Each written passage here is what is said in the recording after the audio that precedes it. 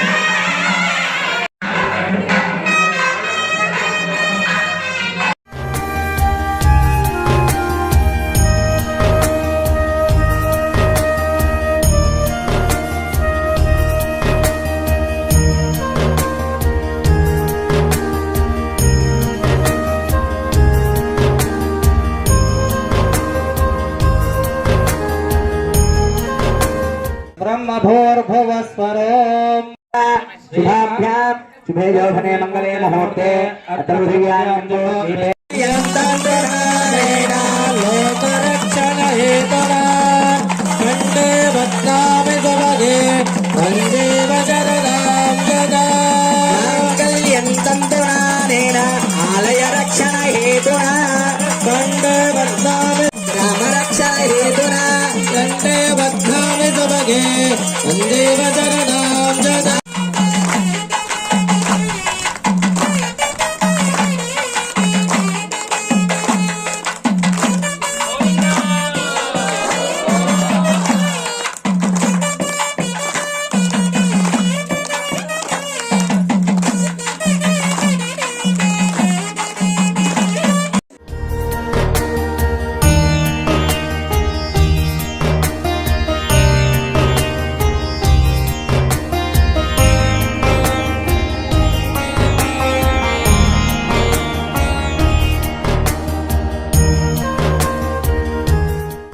संसेवित अस्य श्री सीता कल्याण उत्सव आख्यम अहम करिष्ये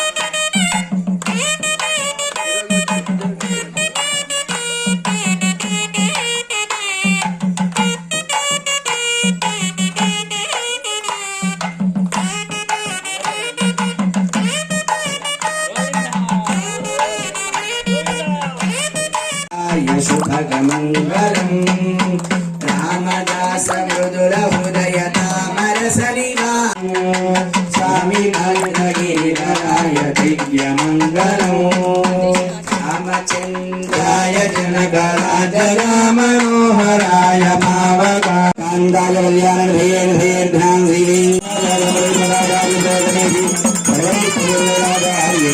श्रीलिङ्गाय मङ्गला राजा रामचंद्र भगवान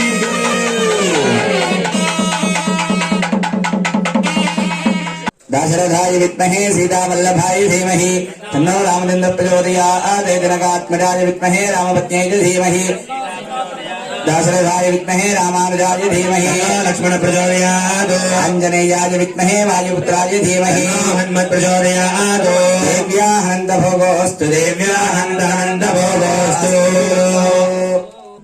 ఐపీ బాధితులకు డబ్బులు రావాలని శ్రీ రాముల వారిని కోరుకుంటున్న ఐపీ బాధితులు వాళ్ళందరికీ కూడా అనుకున్నటువంటి ఆ యొక్క ధనం రావాలని రాముల వారిని కోరుకుంటూ జై శ్రీరామ్.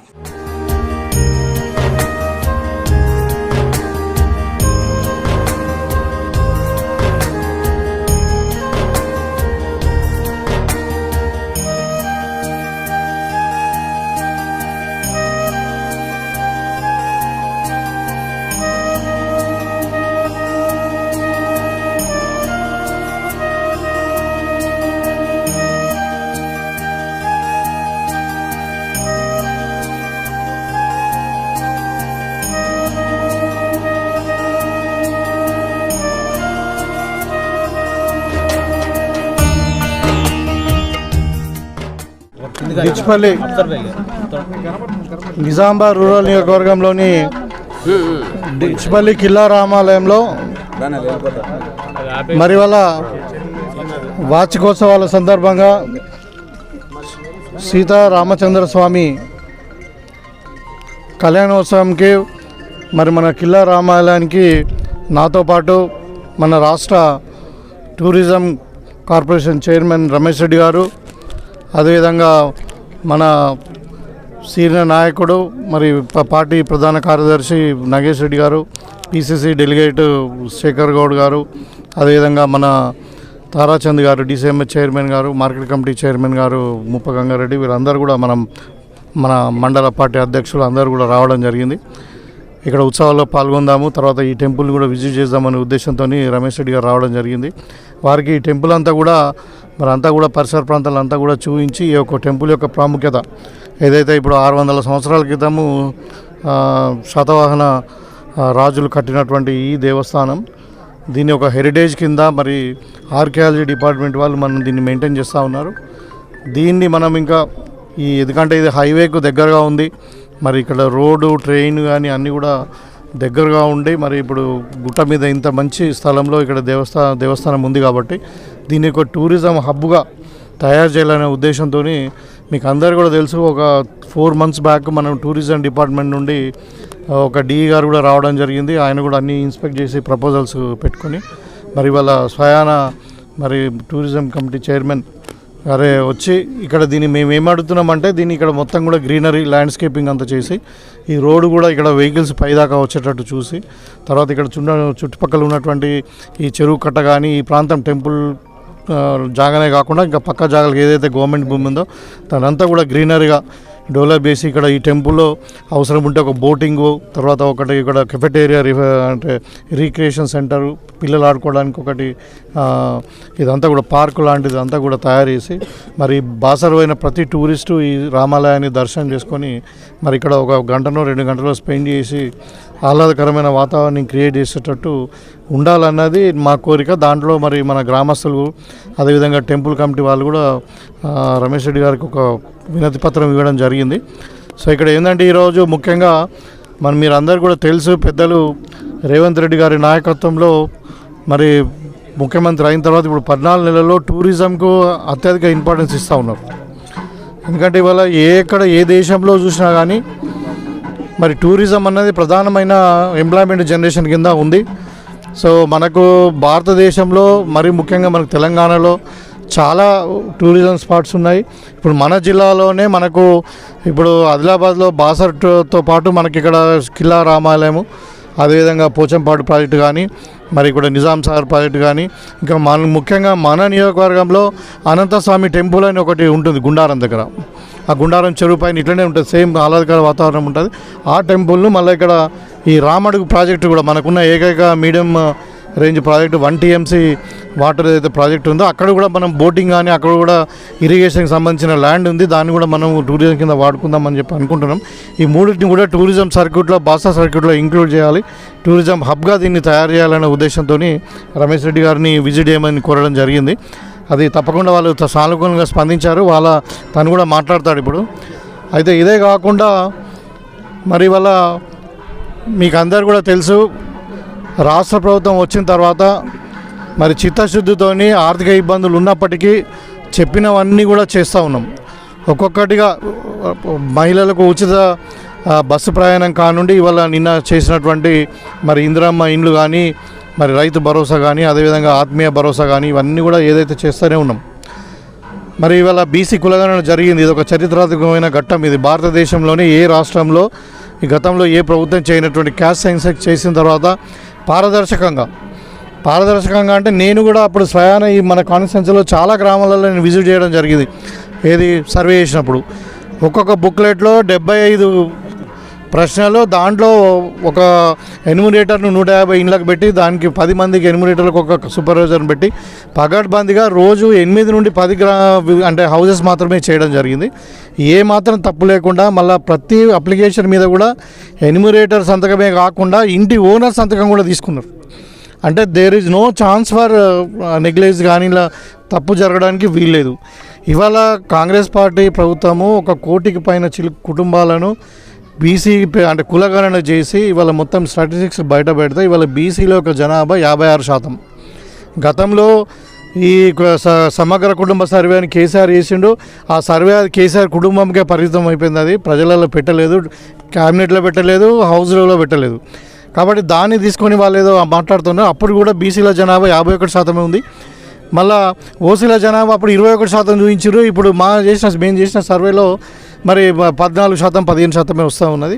లేనిపోని రాజకీయం ఇప్పుడు ఏంటంటే కాంగ్రెస్ పార్టీ ఎప్పుడు ఎవరు చేయలేని పరిస్థితిలో చేసింది కాబట్టి వాళ్ళకి ఎక్కడ మంచి పేరు వస్తుందో అనే ఉద్దేశంతో కేటీఆర్, హరీష్ రావు మరి ఇంకా వాళ్ళ కుటుంబం అంతా కూడా పిచ్చి కుక్కల్లాగా కొడుతూనే ఉన్నారు.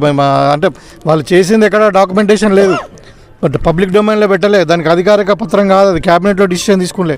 ఇవాళ మేము పారదర్శకంగా తీసుకొచ్చి మరి దాన్ని క్యాబినెట్లో ఆమోదింపజేసి మరి అసెంబ్లీలో పెట్టి ఇవాళ మేము అవసరం ఉంటే ఇప్పుడు రాబోయే రిజర్వేషన్స్ కొరకు కూడా మనం ఏదైతే డెడికేటెడ్ బీసీ కమిషన్ వేసినామో మనం రిజర్వేషన్స్ కొరకు ఆ కమిషన్ కూడా ఈ రిపోర్ట్ ఇవ్వడం జరుగుతూ ఉంది.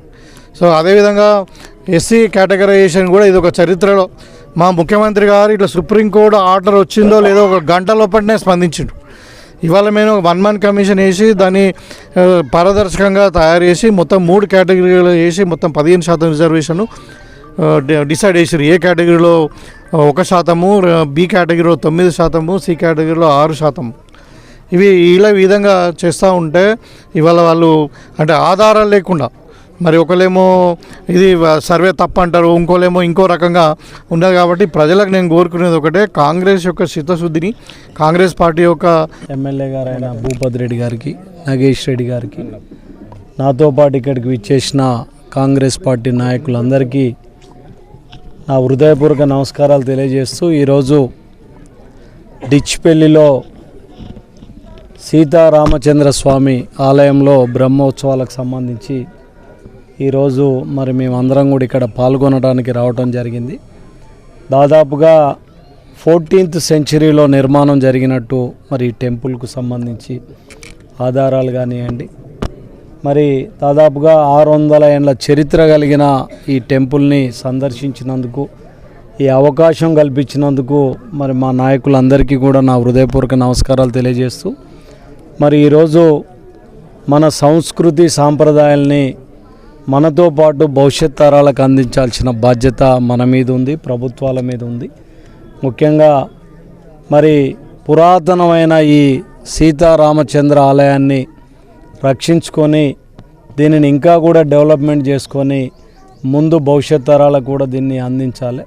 ముఖ్యంగా ఇక్కడికి సంబంధించి ఈరోజు నేను చూసినప్పుడు ఇక్కడ ల్యాండ్స్కేపింగ్ కానివ్వండి, గ్రీనరీ కానివ్వండి, మరి ఇక్కడ దీని పక్కన కూడా ఒక చెరువు కూడా ఉంది, దానికి సంబంధించి బండ్ బ్యూటిఫికేషన్ కానివ్వండి, ముఖ్యంగా మరి అక్కడ ఒక బోటింగ్ కావాలని కూడా మరి మా ఎమ్మెల్యే గారు కోరటం జరిగింది. తప్పకుండా టూరిజం నుంచి ఈ డెవలప్మెంటల్ యాక్టివిటీస్ అన్నిటి కూడా చేయడానికి మేము సిద్ధంగా ఉన్నాం.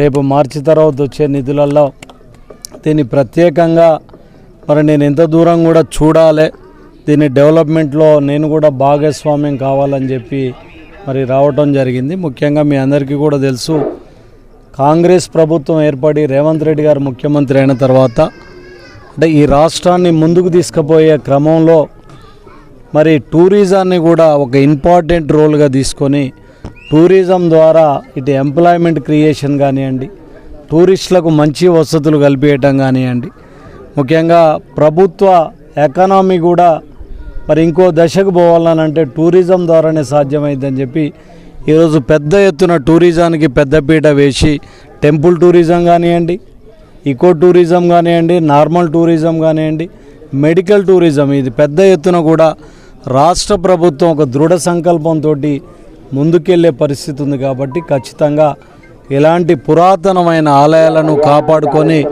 ముందుకు తీసుకే క్రమంలో ప్రభుత్వం తరపున మా టూరిజం తరపున కూడా ముందుంటామని కూడా తెలియజేస్తూ మరి ఈరోజు ఇంత మంచి అవకాశం కల్పించి మరి ఈ ఉత్సవాలలో పాల్గొనే అవకాశం నాకు కల్పించినందుకు ముఖ్యంగా మా ఎమ్మెల్యే గారికి, నాయకులందరికీ కూడా హృదయపూర్వక ధన్యవాదాలు తెలియజేస్తూ ఖచ్చితంగా ఈ టెంపుల్ అభివృద్ధికి టూరిజం డిపార్ట్మెంట్ కట్టుబడి ఉంటుందని కూడా ఈ సందర్భంగా తెలియజేస్తాం.